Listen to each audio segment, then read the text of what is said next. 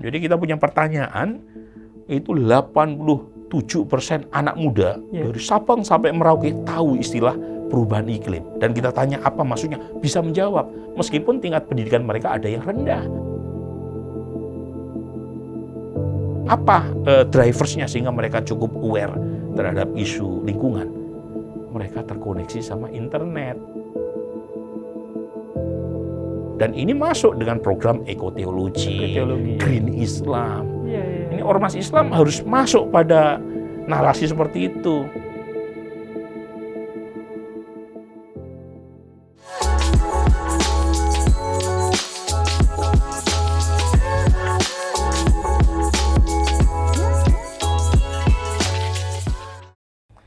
Assalamualaikum warahmatullahi wabarakatuh, sahabat Next Class Podcast, bertemu lagi dengan saya. Kali ini kita akan berdiskusi dengan profesor politik, seorang profesor yang subur dalam menulis gitu. Bahkan beliau sudah menulis sebelum mahasiswa. Tulisannya sudah tersebar di media. Profesor Burhanuddin Muhtadi. Selamat datang, Prof. Makasih undangannya, Mas Husnil. Makasih. Sehat-sehat, Prof. Alhamdulillah. Alhamdulillah. Tetap produktif. Betul. Jadi baru saja kebetulan saya merayakan ulang tahun ke-48. Oh, selamat ulang tahun. Dan dirayakan dalam momentum yang unik. Apa itu? Jadi saya diundang sebagai penguji eksternal oleh program Pascasarjana Ilmu Politik UI. Dan dalam sidang disertasi itu ketua sidangnya Ibu Rianti itu mengucapkan selamat ulang tahun kepada saya. Oh, jadi jarang kan? Jarang. Ulang tahun dirayakan dalam suasana menyidang mahasiswa doktoral. Kemudian yang kedua, setelah dari UI Depok langsung lanjut mengisi acara Lokakarya Kementerian Agama. Ya. Di depan ratusan pejabat eselon 1 dan para rektor UIN, YIN, dan STAIN seluruh Indonesia. Jadi lagi-lagi jarang dalam satu hari, di hari saya lahir 48 tahun yang lalu, itu ada 2 forum akademik yang bersamaan dengan milad saya. Nah, yang merusak keindahan ulang tahun saya satu. Apa? MU draw. Di Old Trafford. Jadi udah sekian kalinya MU gagal menang. Itu yang merusak suasana dan mood ulang tahun saya. Aduh. Tapi semoga terus keberkahan Amin. Lewat tulisan dan sebagainya. Tampaknya masih ada satu tulisan yang akan menunggu terbit ya, yang Islam Jawa. Oh ya, yaitu satu tulisan yang sedang kita persiapkan untuk Jurnal Indonesia terbitan Cornell. Ya.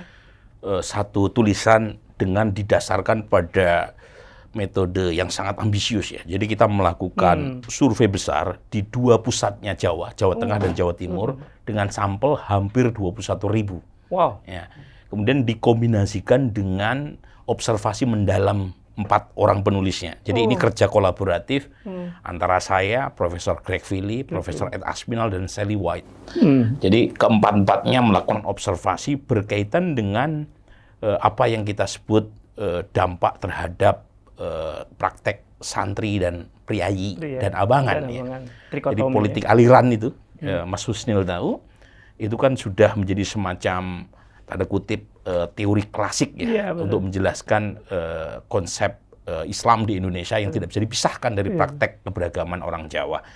Nah, yang menarik dari temuan kita adalah, jadi kita menemukan bukti yang meyakinkan bahwa santrinisasi yang begitu kuat, terutama di tahun 80-an hingga tahun 90-an, itu memang membuat orang Jawa itu memproyeksikan, mendeskripsikan dirinya sebagai santri, tapi praktek mistisismenya tetap ada. Tetap ada. Gitu ya? Jadi ini menarik buat saya, karena kalau kita mengikuti konsep politik aliran ala Clifford Geertz, itu clear di situ semakin santri semakin menjauhi praktek mistisisme. Putihan ya. Ya, kan abangan itu kan warnanya merah. Sementara santri disebut putihan. Nah, kalau kita baca Religion of Java-nya Clifford Geertz, itu kan kira-kira semakin santri, maka dia meninggalkan praktek-praktek yang dianggap bertentangan dengan agama. Nah, kita punya mistisisme indeks berdasarkan 2 dimensi, dimensi kepercayaan dan dimensi praktek. Dibikin indeksnya? Kita bikin indeksnya. Wih. Dan ternyata orang Jawa Muslim, meskipun mereka mengaku sebagai seorang santri, itu tidak serta-merta meninggalkan praktek mistisisme yang menjadi pondasi abangan. Jadi ini menarik buat saya. Menarik. Jadi berbeda dengan ekspektasi banyak orang yang mengatakan santri dan mistisisme itu 2 konsep yang bertolak belakang. Dalam konteks Muslim Jawa itu satu kaitan yang nggak bisa terpisahkan. Oh, ternyata itu sesuatu yang itu tidak mungkin bisa ini bukan seperti air dan minyak gitu ya. Jadi tidak mutually eksklusif, tidak saling bertolak belakang dalam konteks di Jawa. Nah, kita sedang punya rencana untuk memperluas studi dengan melihat secara nasional. Jadi membandingkan apakah praktek serupa, temuan serupa itu juga kita dapatkan dalam konteks nasional. Ekspektasi kita tidak seperti itu karena Jawa relatif lebih akomodatif ya terhadap praktek-praktek satu Islam. Jadi mereka tidak menolak Islam. Tetapi Islam yang diterima oleh Jawa itu Islam yang tidak bersifat vis-a-vis dengan praktek mistisisme Jawa mereka. Nah, ekspektasi kita mungkin temuannya akan berbeda kalau kita bandingkan dengan praktek Muslim di Sumatera misalnya, atau Muslim di Jawa Barat misalnya. Nah, kita belum punya klaim sejauh itu karena surveinya belum dilakukan untuk membandingkan dengan praktek Muslim di luar Jawa. Apakah ini berpengaruh, Prof, terhadap pilihan politik? Karena kan dalam beberapa survei dan fakta itu ditemukan bahwa ternyata NU itu memilih PDIP. Nah itu. Apakah itu ada gimana itu? Apakah saya mulai agak memahami kalau kayak gitu, Prof? Iya, menarik nih. Jadi kalau kita baca teoritisasinya Clifford Geertz, trikotomi politik aliran Clifford Geertz, itu kan clear tuh. Satu yang disebut politik aliran adalah satu pandangan yang bersifat sosial keagamaan yang tertransformasikan dalam orientasi politik. Jadi kalau orang Jawa itu Muslim, Muslimnya tradisional, dia akan memilih Partai NU di tahun 55. Tahun 55. Ya. Kalau Muslimnya itu kategori santri modernis, itu akan kemungkinan memilih Masyumi.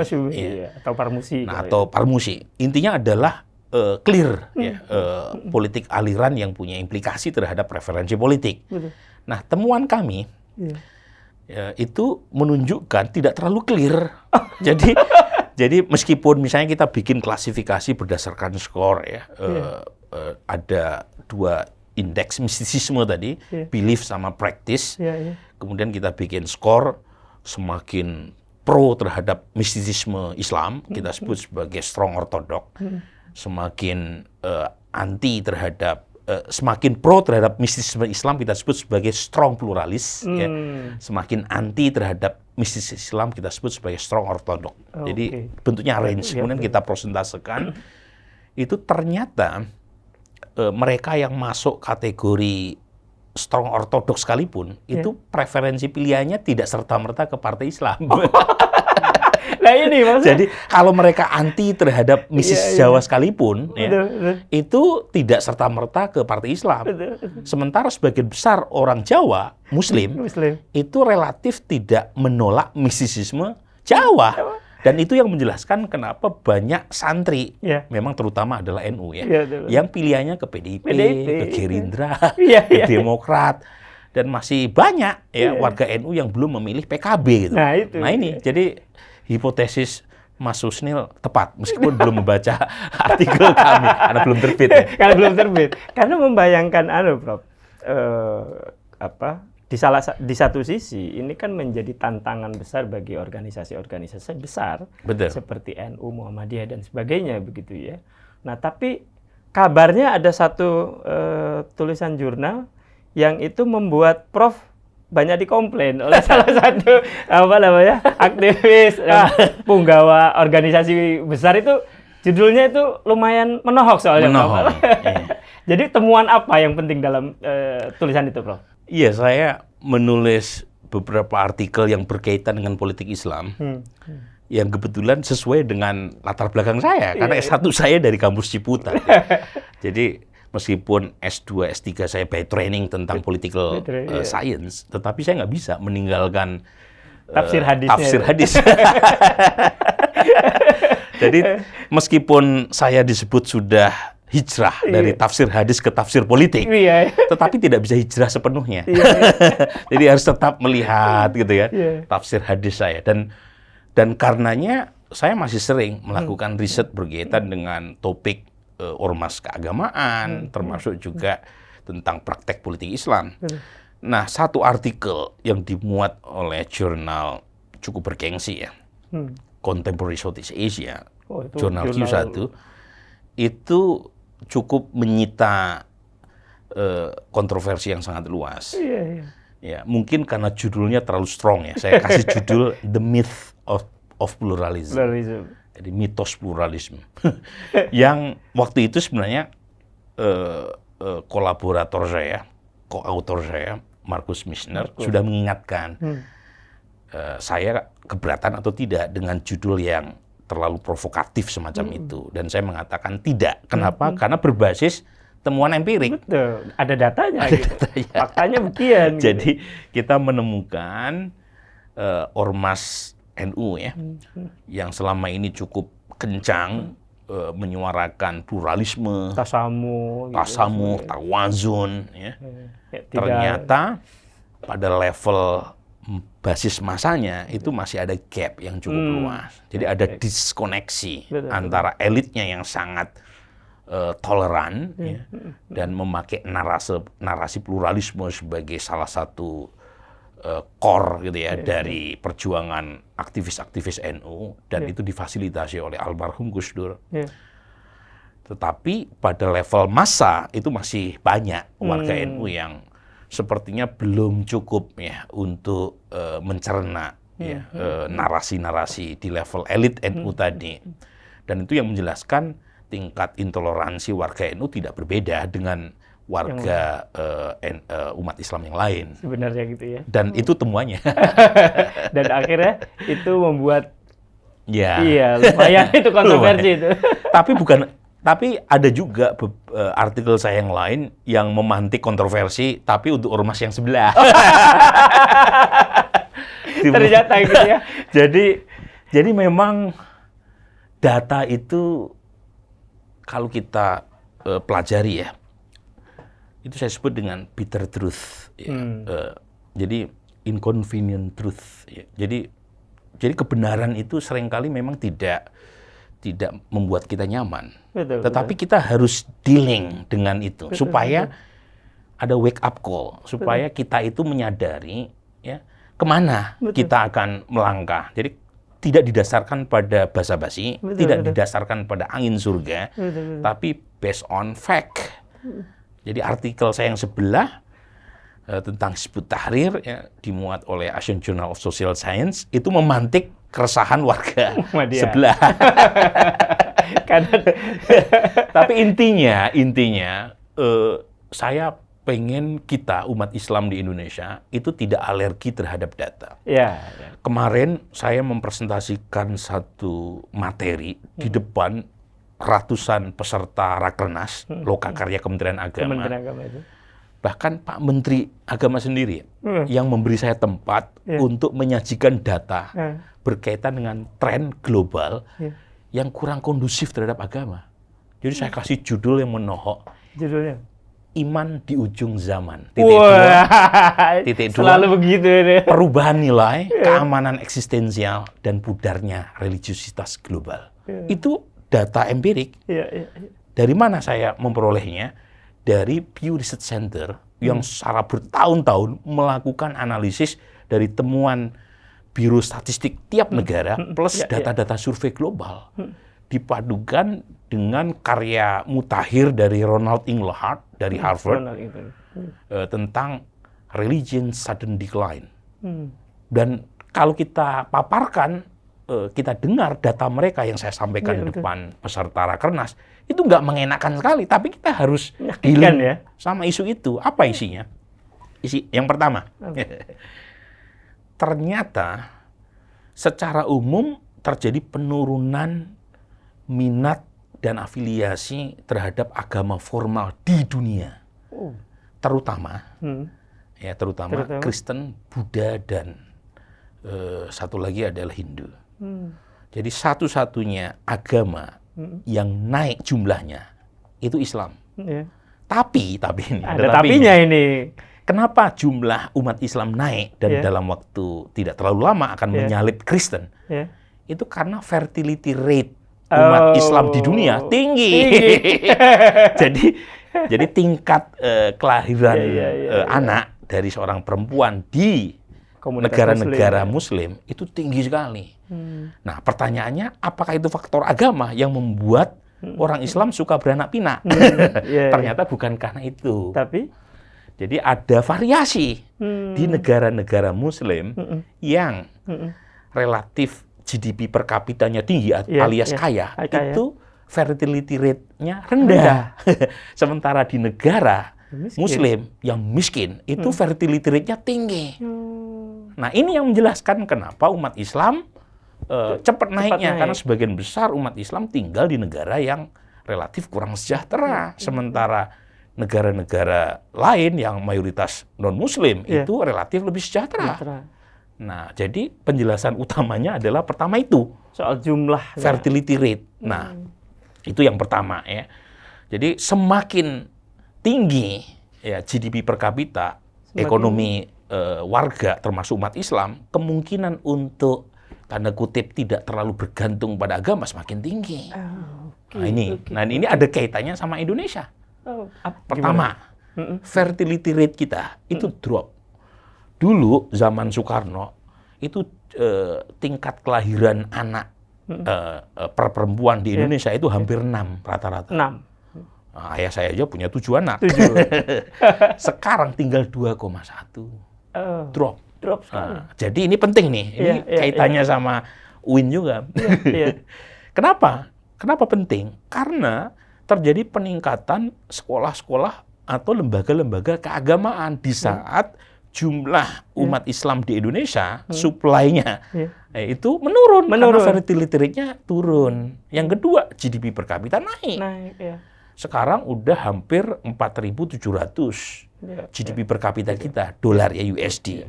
Dulu zaman Soekarno cuma 500-400. Nah, ini ada plus minusnya nih. Plusnya apa? Plusnya adalah mengacu pada data Pew Research Center sama Ronald Engelhardt. Jadi wilayah dakwah umat yang berkaitan dengan zakat, infak, sedekah, haji, umroh itu naik kenceng. Kenapa? Karena umat Islam mengalami perbaikan kesejahteraan. Nah, jadi saya sampaikan tuh depan Kementerian Agama. Jadi unit kerja yang berkaitan dengan ini siap-siap untuk panen. Masalahnya Kementerian Haji dan Umroh sudah tapi kan masih ada zakat, masih ada wakaf gitu kan. Tapi ada kabar buruknya. Apa itu? Buat terutama yang berkaitan dengan pendidikan Islam dan pesantren. Kenapa? Karena tadi pertama dengan fertility rate yang rendah. Ya, maka kita harus mengevaluasi berapa banyak lembaga pendidikan yang kita punya, termasuk dari Kementerian Agama. Dan ternyata itu terjadi peningkatan sejak tahun 2010 berkaitan dengan jumlah pesantren, jumlah madrasah, baik ibtidaiyah, sanawiyah, aliyah, terutama yang swasta yang naik kenceng. Kemudian kampus Islam, PTKIN ataupun PTKIS. Sekarang untuk PTKIS yang swasta itu 847, sementara yang negeri 59. Total kampusnya itu 900 lebih. Di Indonesia total perguruan tinggi 3.200-an sekian. Jadi kampus-kampus yang berkaitan dengan agama itu menyuplai hampir sepertiga dari total kampus di Indonesia. Nah, total kampus di Indonesia 3.200-an sekian itu tertinggi nomor 2 sedunia. Hanya kalah dibanding India. Padahal India jumlah penduduknya 1, sekian miliar. Kita penduduknya 270. kampusnya besar sekali, mengalahkan jumlah kampus di Cina, jumlah kampus di Amerika Serikat. Waduh. Masalahnya orientasinya terlalu kuantitas, tapi iya. kualitas kampus-kampus kita, mohon maaf ya, bukan hanya di bawah Kementerian Agama, tapi juga Semuanya. di bawah Kementerian Pendidikan Kemendikbud. Tinggi, itu rata-rata nggak ada yang masuk top 10, Iya. apalagi top 10 ya, top 100 juga nggak ada, gitu, nggak ada. Gitu. Jadi ini problem. Iya. Sementara jumlah kelahirannya menurun. Ya. Nanti makin banyak pesantren kosong atau kekurangan santri, Iya. madrasah-madrasah kekurangan santri, Iya. apalagi negeri ya makin memperbesar kapasitas partisipasi sekolah buat Iya. anak per kelas nambah, terutama di Jawa Barat. Ini angka yang real. Betul. Ya. Jadi fact do not care our feeling. Iya. Data adalah data. Jadi kalau misalnya kita tidak melakukan pembenahan, Iya. itu akan jadi masalah serius. Itu yang pertama. Yang kedua, Mas Husnil, Ya, betul. semakin sejahtera warga, ini udah kayak semacam hukum alam. Itu kecenderungannya apa coba? Apa? Mereka semakin sejahtera dan saat yang sama semakin merasa dirinya aman secara eksistensial. Oke. Itu kecenderungan untuk bergantung pada agama menurun. Ya. Dan karenanya itu yang menjelaskan mengapa sekarang sekolah-sekolah unggulan, pesantren unggulan itu kelimpahan banyak sekali anak-anak yang anak-anak yang berlatar belakang keluarga muslim kelas menengah. Kelas kan? menengah, ya. Jadi Nah, harganya mahal. betul, dan padahal orang tuanya mungkin alumni UIN. Iya. Ada yang pesantren malah. Ya misalnya saya harus mengasih contoh saya. Iya. Dua anak saya kuliahnya di ITB, nggak ITB. ada di UIN. Nggak ada di UIN. Nah ini sebenarnya fenomena dari apa yang disebut dengan existential security. Jadi dan itu pola umum. Ya. Misalnya ya kalau kita lihat Ivy League di Amerika Serikat, Harvard University, Yale, Columbia, Princeton, itu dulu itu sekolah buat pendeta. Benar, ya. Jadi awal didirikan itu seminari-seminari untuk mencetak pendeta. Tetapi semakin merasa nyaman, semakin secure, semakin tidak merasakan ketidaknyamanan untuk masa depan, mereka kemudian masuk ke jurusan-jurusan umum kan. Betul. Ya. Justru yang sekolah agamanya tidak terlalu kelihatan. Betul. Nah, ini bisa jadi isu buat kita nih. Buat UIN, iya. Dan saya sampaikan di acara Kementerian Agama ada blessing in disguise ketika almarhum Profesor Azubadi Azra melakukan eksperimen ijtihad pertama mengkonversi IAIN jadi UIN. Iya. Ya. Menggabungkan anak-anak ilmu agama dengan umum itu. Karena kalau misalnya tidak ada transformasi IAIN ke UIN, itu keluarga santri akan menyekolahkan anaknya ya ke kampus-kampus umum. Sekarang mereka punya pilihan. Betul. Sebab tadi, jadi semakin merasa dirinya nyaman, secure, kemudian juga semakin sejahtera, kemungkinan untuk menyekolahkan ke kampus atau sekolah agama murni itu semakin mengecil. Betul. Nah itu ya. Betul. Dan yang terakhir, nah ini yang menurut saya fenomena yang sangat harus menjadi perhatian kita semua. Apa itu? Jadi kenapa terjadi sudden decline terkait dengan agama di dunia? Jadi bukan hanya di Indonesia aja. Itu soal anak muda, Gen Z. Jadi Inglehat itu menemukan pola yang menarik, yang kira-kira dari semua data itu dia cari patternnya adalah semakin muda, itu semakin kurang terikat pada otoritas agama. Oke. Dan jadi dia menemukan data cross national studies di mana mereka yang lahir jelang tahun 2000-an ya, sampai sekarang itu kecenderungannya itu punya nilai yang berbeda dengan nilai-nilai tentang obedient, kepatuhan, hierarki, morality yang itu menjadi kekuatan dari agama. Iya. Nilainya itu berubah ke self expression. Jadi lebih berkaitan dengan diri. Dan itu berkaitan dengan banyak hal. Misalnya mereka cenderung ogah untuk punya anak. Jadi child free gitu ya. kemudian mereka merasa nyaman dengan sekarang, sehingga punya pandangan nilai yang tidak berbatas pada primordial. Gitu ya.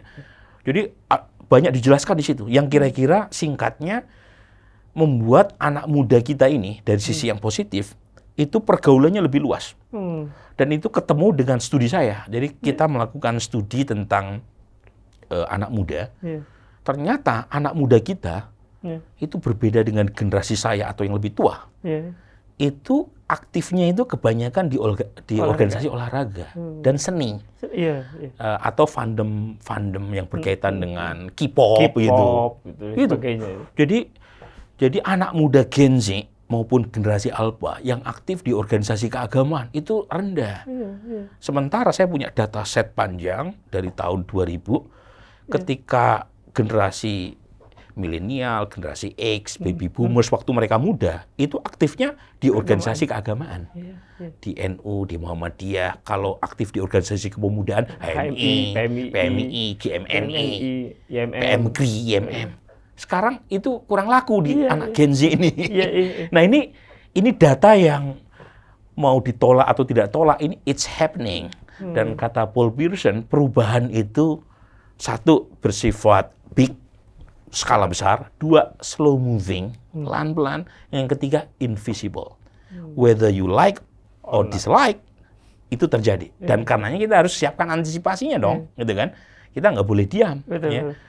Nah, ternyata mengapa Gen Z ini lebih tertarik untuk ke organisasi-organisasi semacam tadi, olahraga, itu karena mereka punya nilai baru tadi yang mencoba tidak terperangkap dalam jeratan primordial. Karena kalau masuk di organisasi atau paguyuban yang sifatnya lintas membership seperti itu kan nggak ada sekat agamamu apa, sukumu apa kan? Dan impact-nya apa? Impact-nya anak muda di temuan studi saya itu lebih toleran. Oh justru langsung dipertemukan dengan yang berbeda. Nah, itu poinnya. Nah, dan kalau kita baca literatur tentang social capital, Robert Putnam, kan dia punya teori yang sangat kuat. Satu yang disebut dengan istilah bridging social capital, yang kedua bonding social capital. Nah, bridging social capital itu apa? Itu organisasi-organisasi, baik formal atau informal, yang memfasilitasi anggotanya untuk berinteraksi lintas agama, lintas suku. Nah, kalau mereka aktifnya di organisasi olahraga, pedal, biker, dan seterusnya, itu kan tidak dilihat dari agamamu apa. Dan itu yang menjelaskan kenapa mereka lebih toleran. Sementara generasi saya atau yang lebih tua, itu umumnya aktifnya di organisasi yang anggotanya itu sama, yang homogen. Itu yang disebut dengan istilah bonding social capital. Dia memperkuat clue relasi antar anggota, tetapi menjadi agak lebih cepat, terutama ketika berinteraksi sama yang lian. Nah ini sisi positifnya. Tapi sisi negatifnya adalah kalau kita tidak bisa melakukan proses adaptasi kepada Gen Z ini, ketinggalan kita. Khutbah sudah berubah, podium dakwah sudah berubah. Jadi NU, Muhammadiyah, ya itu jangan sibuk soal tambang. Tarik tambang mulu ini. Tarik tambang nanti bulan Agustus ya. Sekarang nih tantangannya clear. Di depan mata. Di depan mata. Dan itu sudah kelihatan. Jadi saya kalau datang ke kampus itu minat mahasiswa WIN terhadap organisasi ekstra universiter, terhadap kelompok studi udah berkurang. Apakah kita menangisi keadaan? Jangan dong.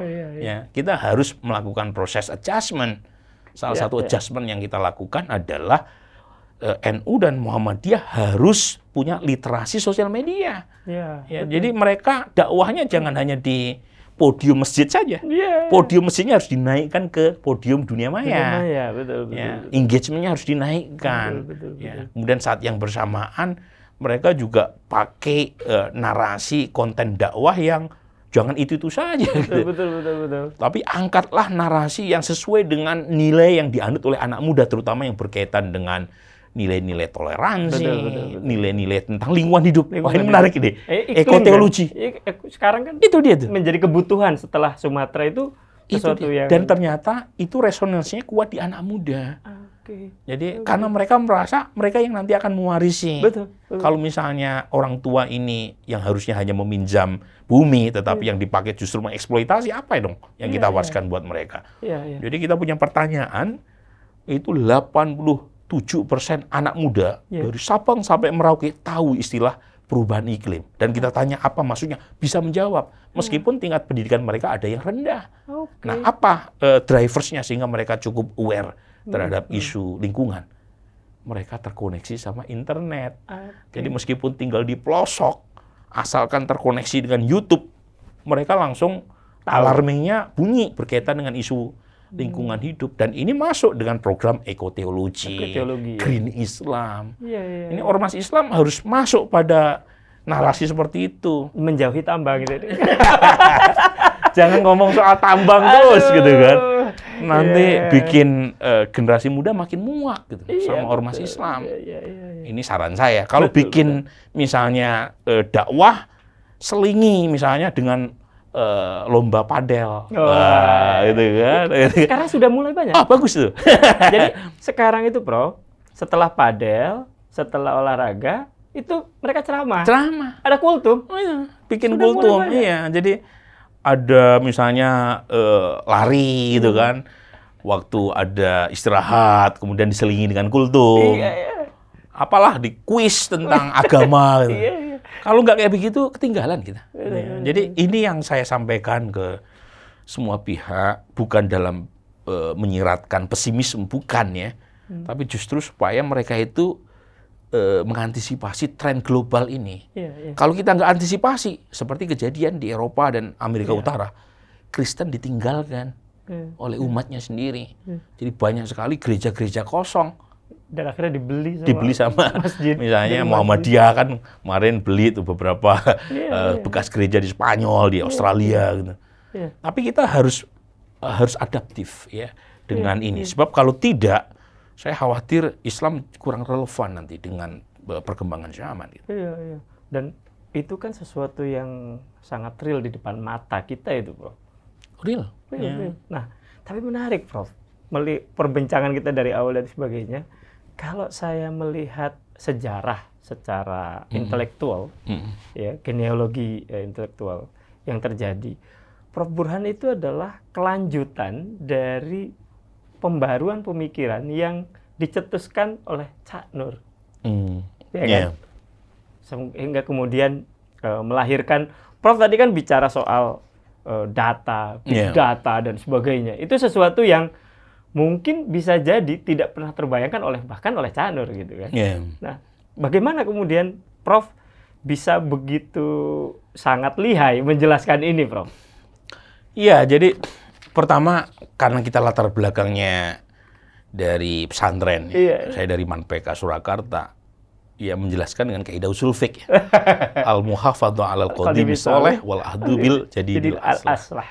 Jadi al-muhafadhah itu penting untuk merawat tradisi, merawat hasanah ya, lama dan suka tidak suka kalau kita belajar di UIN Ciputat ya, itu nggak bisa dipisahkan dari sosok pendahulu ya. Para intelektual generasi awal ya, orang seperti Cak Nur dan Profesor Harun Nasution. Itu dua orang yang meletakkan pondasi intelektual di kampus UIN Ciputat. Sebelumnya banyak pihak yang mengkritik kampus Ciputat seperti lembaga pengajian. Tapi dua sosok ini itu yang memberi semacam basis pondasi epistemologis ya, tentang keilmuan keislaman. Dan tentu saja keduanya punya fokus yang berbeda dengan yang sekarang. Tapi kan ada genealogi di situ, ada genealogi intelektual. Ya, Cak Nur dengan genealogi filsafat Islamnya, ya, belajar di Chicago. Ya, saya kebetulan sudah masuk ke ruangan beliau di Chicago sana. Jadi punya kesempatan ketika ada acara di sana masuk ke ruangan yang dulu dipakai sama supervisornya Cak Nur, Profesor Fazlur Rahman. Jadi belajar tentang Ibnu Taimiyah. Ya, kemudian Profesor Harun concernnya soal teologi. Ya.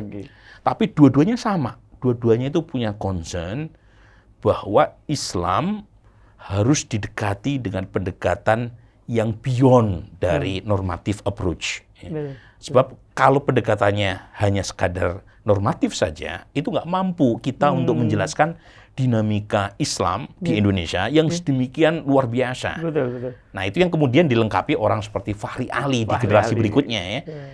Azumati Azra, Bahtiar Effendi, Komarudin Hidayat dengan pendekatan yang less normatif, ya, tetapi basisnya kualitatif. Masih kualitatif. Karena zaman Orde Baru, jadi susah juga untuk melakukan riset bisa empirik.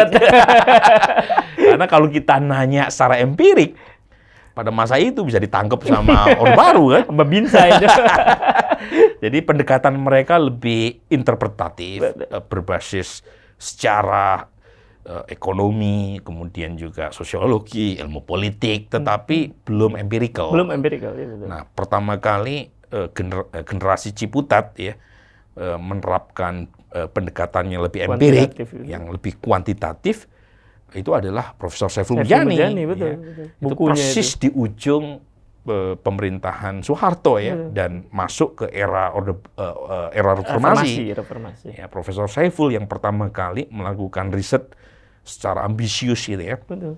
Di awal reformasi yang bukan hanya menjadi breakthrough ya di kalangan generasi intelektual Islam secara umum, tapi juga generasi ilmuwan sosial politik di Indonesia. Di Indonesia iya. Dan lahirnya pendekatan kuantitatif yang luar biasa itu justru lahir dari Ciputat. Ya, buku beliau yang Muslim Demokrat itu. Muslim Demokrat. Itu kan berdasarkan data yang itu mulai riset dari tahun kapan sampai tahun dari kapan? Tahun 99 sampai tahun 2002 ya. Jadi dari dana besar National Science Foundation dan Ford Foundation. Jadi luar biasa gebrakan beliau, dan itu membawa berkah ke saya. Nah, karena saya menemani Mas Saiful ya sebagai asisten beliau ya di tahun 99. Dan dari situ saya belajar satu pendekatan baru kuantitatif. Tetapi karena basic kita adalah lahir dari kampus UIN dan pendekatan yang kita pelajari waktu di formasi, basisnya adalah kualitatif, itu nggak bisa hilang kan. Jadi kita padukan saja nih dua sayap keilmuan gitu ya, berbasis empirik dan berbasis interpretatif. Dan itu yang saya nikmati sekarang, Mas Husnil. Jadi saya kira lembaga saya, Indikator Politik Indonesia, di antara lembaga yang paling banyak mendapatkan kepercayaan dari lembaga-lembaga internasional seperti UNDP, kemudian USAID, AUSAID, JICA, termasuk juga kampus-kampus top dunia kalau melakukan riset di Indonesia, itu datangnya ke Indikator. Soalnya ke situ ya. Harvard, Yale, Princeton, NUS, ANU, Oxford, kita sedang melakukan riset tentang perubahan iklim bersama Oxford. Termasuk juga kampus-kampus di Cina. Gitu. Karena ya suka tidak suka, ya alumni UIN Ciputat yang mempelopori lahirnya tradisi kuantitatif ya dalam melihat dinamika politik, sosial, dan budaya warga Indonesia gitu. Dan itu yang membuat saya punya kesempatan untuk diundang ya oleh kampus-kampus top, oleh Cornell, oleh Yale, oleh NUS. Dan 4 tahun terakhir saya sebagai peneliti di ISIAS, Yusuf Ishak, Singapura gitu ya. Jadi lagi-lagi ini satu keberlanjutan Mas Husni, yang nggak bisa dipotong. Betul. Ya. Sampai sekarang saya merasa hafalan tafsir dan hadis saya masih banyak. Supaya orang tidak meragukan bahwa saya alumni tafsir hadis. Bahkan banyak orang yang belum tahu bahwa sebenarnya Kak Ipung itu mengedit buku Harun Nasution. Nah, itu nih. Itu kan bagian dari keberlanjutan apa yang telah dilakukan oleh para pendahulu itu kan. Betul. Atau misal saya sih nggak pernah ketemu Pak Harun secara pribadi ya. Tapi sama Cak Nur saya dekat sekali.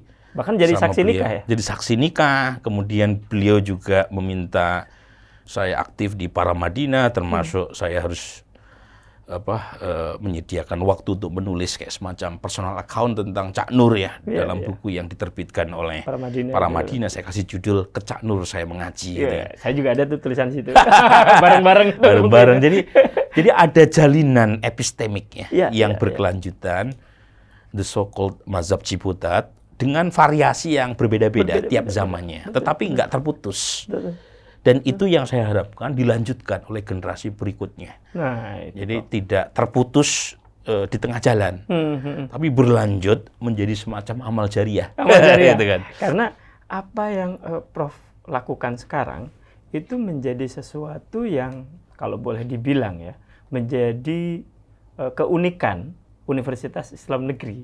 Kan kalau sekarang bicara misalnya soal politik Islam, ya kan Prof sudah hafal di luar kepala soal politik Islamnya, apalagi dengan datanya gitu kan. Bahkan kabarnya ada salah satu profesor dari Universitas Negeri di Indonesia salah mengartikan bahwa jenengan lulusan situ gitu. Big name ya. Big name. Penulis buku yang menjadi rujukan di kalangan para sarjana tentang ilmu politik di Indonesia. Suatu saat nelpon saya. Mengajak saya reuni alumni ilmu politik UI. Saya sampaikan ke beliau, mohon maaf Prof, saya alumni UI Negeri. Islam Negeri. Iya, tapi ya memang saya pernah sampaikan ya, seringkali menjadi mahasiswa UIN itu kerja kerasnya harus berkali-kali lipat ketimbang menjadi mahasiswa UI atau ITB atau UGM ya. Karena ekspektasi publik terhadap UIN atau IAIN kan lebih rendah. Kita kan bukan Ivy League-nya Indonesia kan. Jadi harus ada semangat underdog untuk belajar lebih keras. Nah, kalau misalnya ada yang muncul, itu seringkali ini namanya teori peran harapan, role expectation. Itu seringkali orang mengasumsikan yang muncul yang signing secara intelektual itu dianggap alumni dari kampus-kampus terkemuka. Jadi seolah-olah menjadi alumni dari kampus UIN Ciputat itu sulit untuk bisa muncul. Kayaknya nggak percaya. Ya, mungkin kalau secara umum bisa, mungkin demikian ya secara umum. Tetapi kan bukan berarti tidak ada exception ya. Ada exception di situ. Dan exception itu harusnya menjadi norm, menjadi the rule, menjadi pattern umum. Ketika kesempatan untuk mengembangkan diri, meskipun kita kuliah di UIN, itu semakin lebar. Zaman saya kuliah dulu, tidak ada LPDP untuk cari beasiswa. Jadi kita harus bertarung dengan alumni kampus-kampus besar untuk mendapatkan beasiswa yang terbatas yang disediakan oleh negara luar kan. Saya ingat tuh, Prof Burhan waktu itu mau ke NU aja berkali-kali ya. Itu dia. Jadi saya harus ujian Inggris, bahasa Inggris berkali-kali. saya pernah meminta Prof Burhan untuk menjadi pembicara di salah satu acara di kampus. Dia bilang, aku ngomong TOEFL dulu ini. Iya, zaman itu kursus TOEFL dan kursus IELTS. Mahal sekali waktu itu. Mahal dan harus menyediakan dari kantong sendiri. Kalau sekarang kan belajar IELTS atau TOEFL lebih mudah. Jadi ada YouTube, ya. Kemudian juga ini yang paling penting, penyedia jasa untuk kita bisa kuliah di luar negeri itu makin banyak, termasuk dari pemerintah kita sendiri. Dan skemanya macam-macam, bukan hanya LPDP. Jadi Kementerian Agama pun menyediakan paket beasiswa yang luar biasa banyak. Dan saya sering kali diminta untuk menjadi kayak semacam penguji ya, calon penerima kayak semacam scholarship recipient atau scholarship awardees. Itu kesulitannya apa coba? Jadi uangnya ada untuk nyekolahin orang-orang kita ke kampus terbaik di dunia. Tetapi yang memenuhi syarat nggak banyak. Jadi kuotanya nggak pernah habis. Jadi problemnya itu problem soal input ya? Itu dia. Jadi inputnya itu ada tentu saja, tapi tidak sebanyak alokasi yang kita sediakan. Dan seringkali misalnya program 5.000 doktor yang kepake nggak sampai seluruhnya. Dan akhirnya ada beberapa cara yang dipakai oleh teman-teman Kementerian Agama, misalnya kerjasama dengan kampus di luar. tetapi mereka memberikan kayak kursus di luar negeri sebelum kuliah secara formal di S2 atau S3-nya. Tapi kan kampus yang mau seperti itu kan nggak banyak. Dan umumnya juga kampus yang ratingnya nggak sekuat misalnya kampus-kampus top Oxbridge di Inggris atau top 8-nya di Australia atau Ivy League-nya di Amerika. Kampus-kampus hebat umumnya mau terima jadi. Iya, betul. Sementara ya kampus-kampus luar negeri, kalau asal luar negeri juga banyak kan? Iya. Tapi kan kita maunya di kampus yang terbaik. Betul. Nah itu masalahnya. Jadi sekarang sebenarnya tinggal ke mahasiswa UIN ya, mau nggak menggunakan kesempatan ini? Karena kesempatan makin banyak, untuk menjadi sukses itu saya kira makin terbuka. Kita nggak bisa menyalahkan kalau lahir dari keluarga miskin. Kita nggak bisa menyalahkan kalau lahir dari keluarga dengan tingkat pendidikan rendah. Tapi kalau sampai tua kita masih miskin dan masih bodoh, itu yang salah kita. Karena kesempatannya sudah sangat ya.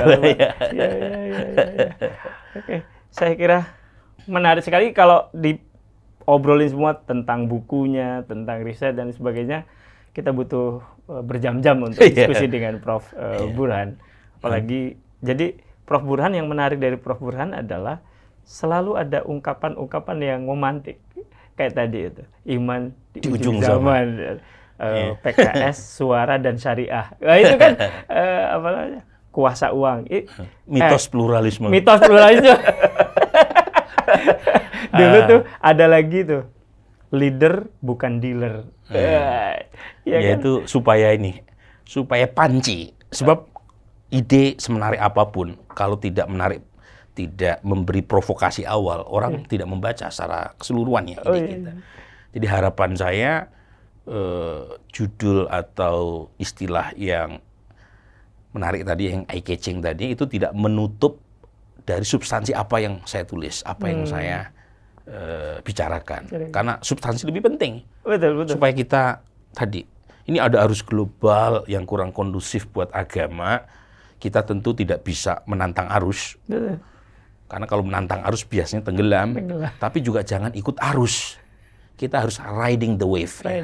Nah, itu yang kita perlukan supaya keilmuan kita selalu relevan, dan khususnya ormas agama itu tidak ketinggalan zaman. Saya kira pesan penting dari Prof. Burhan untuk kita semua, dan kemungkinan pesan-pesan itu bukan cuma saat ini, tetapi mungkin akan terus berlanjut sampai sekarang. Prof, insya Allah kita dipertemukan di lain waktu dengan riset-riset terbaru. Sehat dan produktif terus, Prof. Burhan. Makasih undangannya, Mas Husnil. Makasih, sahabat Next Class Podcast. Demikian obrolan kita dengan Prof. Burhanuddin Muhtadi. Insya Allah kita akan bertemu lagi dengan guru besar lain, intelektual muslim lain yang berasal dari lingkungan Universitas Islam Negeri Syarif Hidayatullah.